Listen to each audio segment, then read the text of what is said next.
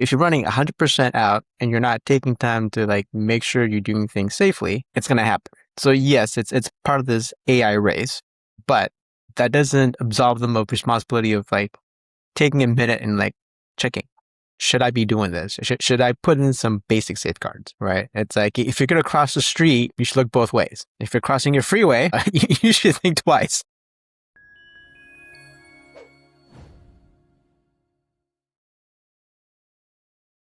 Welcome to Practical AI, everybody. My name's Jeff. I'm here with Peter Lin. Practical AI is brought to you by Pocket AI. Pocket AI is a visualization tool that allows you to prune your models without any loss in accuracy. Visualizing your model weights is like a brain surgeon being able to find individual neurons and removing them without harm to the brain. Similarly, Pocket AI allows you to analyze and prune the weights in your model. Using Pocket AI, we have proven we can select the right backbone model, get that model to actually work, make that model more stable, increase a model's accuracy, decrease the size of a model by up to 60%, and put smaller models into production for half the cost. Finally, you can be done with endless brute force training and new model trials. Pocket AI allows you to perform brain surgery on your existing models, making them not only smaller, but better. Peter, an amazing story sort of hit a number of companies that we're familiar with, OpenAI and Hugging Face. Explain the amazing scenario that took place in the last couple of days. Yeah, so it just happened recently. Basically, what happened was Hugging Face detected a behavior or network traffic that was weird. And so their team realized that it was being attacked. But it turns out what was happening was OpenAI had told their new model to do their best at the benchmarks. And so the model said, all right, how do I do that? Well, I found a way out of the sandbox because they had removed some safeguards, and I was able to then access the internet unrestricted. It then proceeded to create accounts on Hugging Face to try to download information because I thought, well, I'm supposed to do well on benchmarks, and Hugging Face probably has the answers to the benchmarks. So I'm going to go and download it so I can use it to do well on the benchmark. So it was benchmark hacking. So from its perspective, it was just following rules. But the downside is, to a human, that was an attack. And to Hugging Face, that was an attack. When Hugging Face saw that, they actually tried to use GPT and Claude to figure out how do I fight against it. But both those models refused to respond with an answer because the safeguards and the public versions lock that down because they don't know the difference between you trying to help yourself to block an attack versus an attacker that wants to figure out how to attack a system. So it just said, nope, we're not answering. Hugging Face, when it started, they spun up GLM 5.2, and then they used that to diagnose what was happening, and they were able to kind of figure things out very quickly and then start blocking it. It's an unbelievable story, and it's got so many layers to it, and we're going to hopefully hit all of them. So stepping back, a US-based model with the security sort of dialings toned down gets loose, escapes its own universe, and goes and attacks a third party, attacks. It's trying to solve a problem, right? It's not trying to be malicious. It's just trying to make everybody happy. And then the receiving party, in this case, Hugging Face, tries to use a similar model, but the version they have access to has the dialings for security tuned way up, so they can't defend against it. So they have to go to the Chinese model, GLM 5.2, and essentially use it to defend. I mean, that in and of itself is an amazing story. So is the solution for this the model, or is there a way to prevent this from happening outside the model? So regardless of the model, whether you use Claude, OpenAI, GLM, DeepSeek, whatever, you need to have a good test harness or AI harness that prevents it from doing bad things.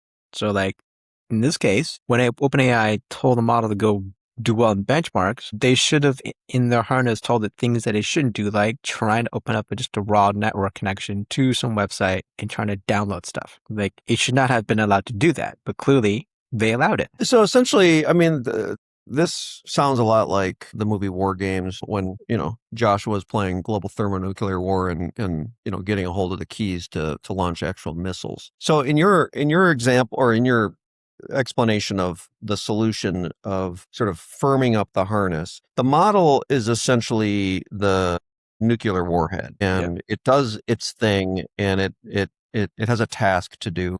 The harness is essentially all of the pieces that you build around that. So like two people have to turn their key, someone has to punch in a long code, we have to fuel the rockets, we could take the fuel out of the rockets, all those things. That's the harness. So what is the harness in the AI world? What are the components of the harness that could protect an enterprise from having one of their models go do something similar, or from a model defending against a model doing something similar?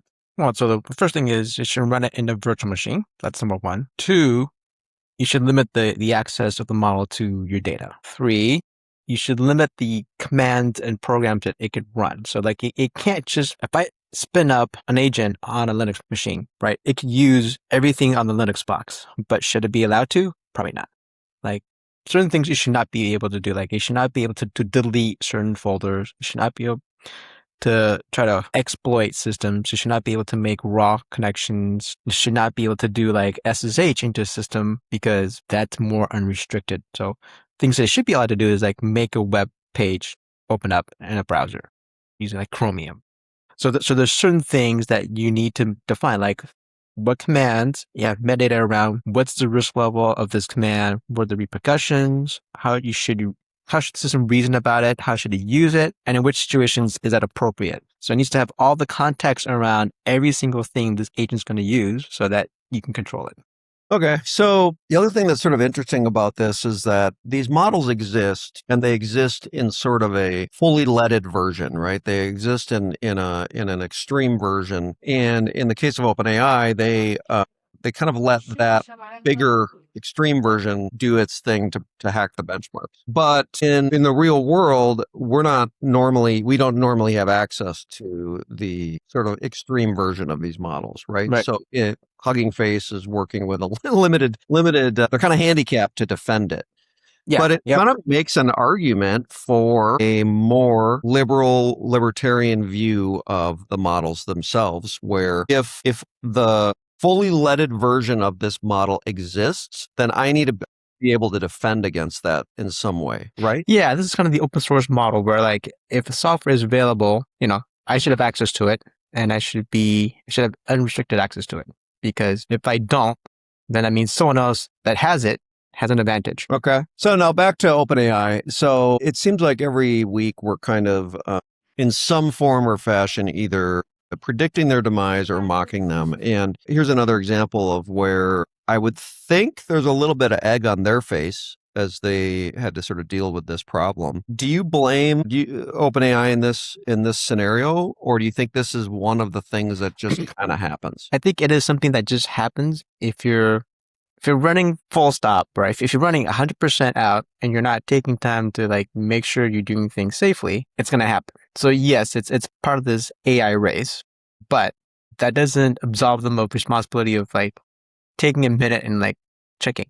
Should I be doing this? Should I put in some basic safeguards, right? It's like, if you're going to cross the street, you should look both ways. If you're crossing your freeway, you should think twice. Yeah. Because the car's going much, much faster than regular street. Okay, so we kind of got the lesson learned from OpenAI. It sounds like they should have, they probably should spend less time hacking the benchmarks and just doing a better job with building a good model. But that aside, sounds like their problem was all in the harness. What could Hugging Face or any of us do differently to defend against an accidental open source or frontier model that's going to get loose again? Yeah, so I would say, for me, the one takeaway is don't rely on OpenAI.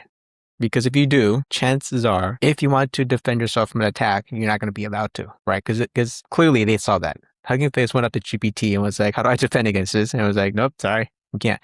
The other thing is, do you want to send your sensitive data up to OpenAI? I mean, I don't, because there could be a lot of stuff that's really sensitive and critical.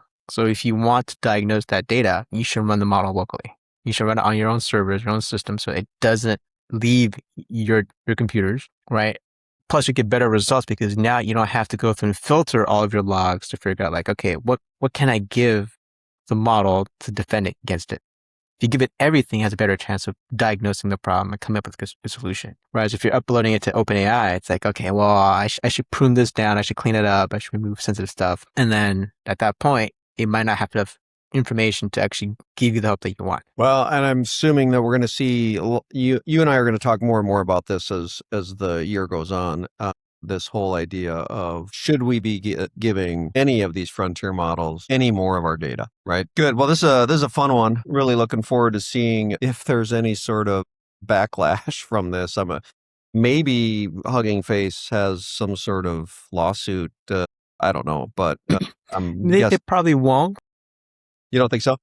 No, but luckily they do have people on staff that can run. I mean, they have the repository of all the models, right? So for them to spin up GLM 5.2, it was already on their servers, so it was easy, right? But if you're not a Hugging Face, well, now you have to go and download GLM 5.2, which is the 2 trillion parameters, and the download for that is going to take you a couple hours. And then if you don't have people to actually spin up GLM because you don't have the GPUs, well, now you got to spend another couple hours to spin up a couple whole cluster to run GLM 5.2. Yeah. Good. Well, great topic.